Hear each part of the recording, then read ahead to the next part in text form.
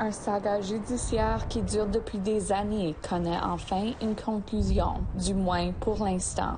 Dans une décision rendue le 15 décembre, le plus haut tribunal du Québec a déclaré que la province et le Canada ont agi de manière indigne, déshonorante et abusive en ce qui concerne le financement des services de police autochtones, en particulier à Mashtoyach. On doit maintenant à la communauté Innu un montant combiné de 1,6 million de dollars, ce qui équivaut au déficit accumulé sur une période de 5 ans, alors que la communauté essayait de fournir des services de police avec un budget restreint. On n'avait pas le nombre d'effectifs nécessaires pour assurer un service équivalent à nos voisins.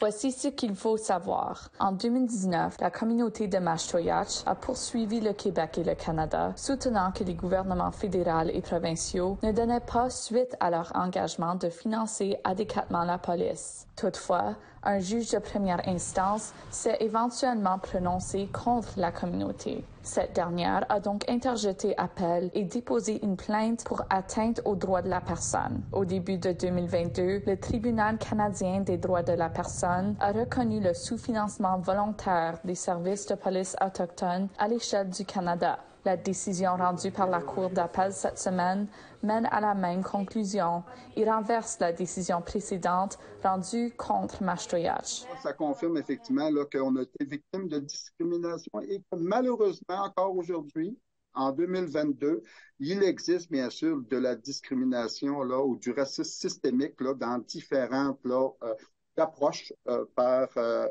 effectuées par les gouvernements.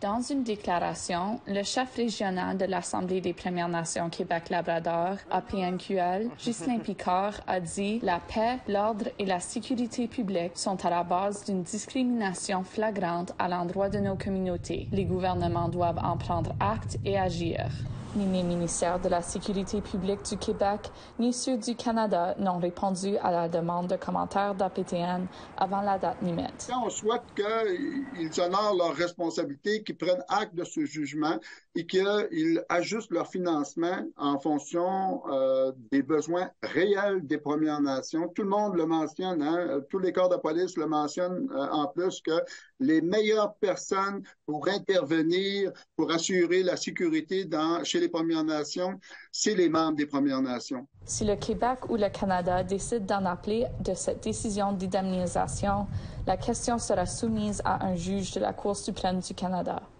Un reportage de Lindsay Richardson, Nouvelle nationale d'APTN, Montréal.